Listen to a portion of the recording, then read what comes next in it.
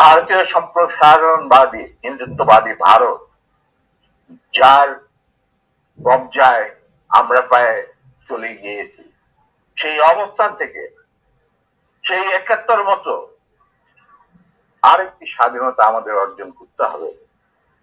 তা না হলে তোমাদের বিপ্লব ব্যর্থতাই পর্যবেসিত। আমি এর বেশি কিছু আর বলতে চাই না। স্যার, সরাসরি মানুষ এই 50 বছর যে প্রশ্নটা আপনাকে করার জন্য অপেক্ষায় আছে আমি মনে করি, 75 কেন হয়েছিল স্যার? ইলিয়াস, ৭৫-এ তোমার কি বয়স ছিল আমি জানি না, তবে আমার জন্ম হয় নাই স্যার।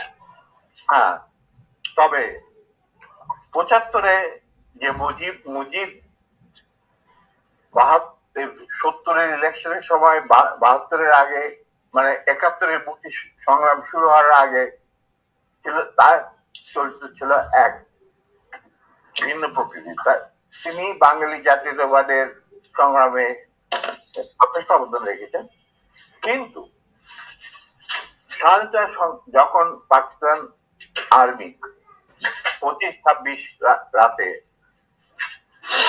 মানে বাঙালিদের উপর, নিরীহ বাঙালিদের উপর শেষ সন্ত্রাসবাদ, অ্যাট্রোসিটি বলো, জেনোসাইড বলো, চালালো, এবং যাতে লক্ষ লক্ষ হাজার হাজার শিশু, নারী, পুরুষ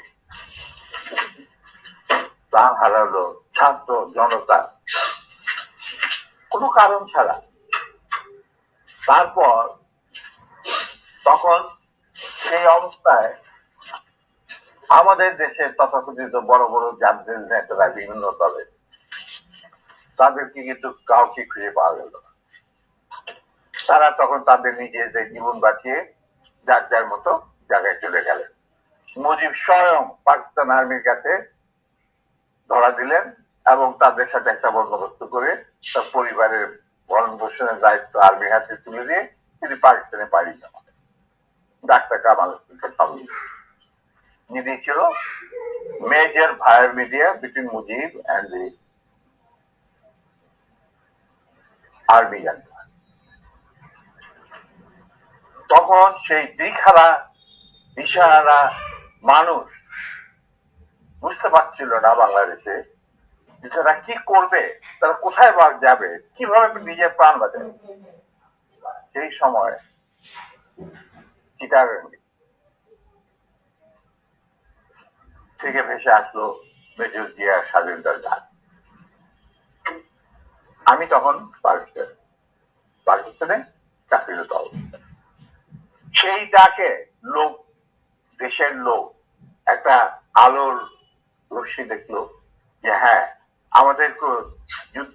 আমাদেরকে এইভাবে মরণের হাত থেকে বাঁচার জন্য আমাদেরকে যুদ্ধ করতে হবে। Simple is that. আর সমস্ত দেশে সর্বপরিসরে লোক বিদ্রোহ সেই মুক্তিযুদ্ধ সংগ্রামে ডাকে সাড়া দিয়ে মুক্তিযুদ্ধ করে তুলতে। আমরাও এখানে বসে থাকবো না। যারা পেরেছি, যাদের সাহস ছিল, যাদের দেশপ্রেম ছিল, যারা পাকিস্তানের আর্মি জান্তাদের নির্যাতন, নিষ্পেষণ, বৈষম্যমূলক আচরণের বিরুদ্ধে জানা ছিল, তারাও সেই সংগ্রামে যোগ দেন। অনেকেই পালিয়ে এসে জীবনের ঝুঁকি নিয়ে। আমি ছিলাম তাদের মধ্যে সর্বপ্রথম গ্রুপ লিডার, যে আরো দুজন আমার সাথীকে নিয়ে আমি দেশের যুদ্ধে যোগ দিই। কোন বিবেকবান বাঙালি তখন যারা পাকিস্তানে চাকরি করতেন, তাদের পক্ষে নিশ্চুপ বসে থাকা সম্ভব ছিল না। তবে এটাও ঠিক, অনেকেই ঠিক বুঝতে পারছিল না যে কি হচ্ছেটা কি। কোনো খবর নাই, চিঠিপত্রের আদান প্রদান নাই, কোন রকম সংযোগ নাই।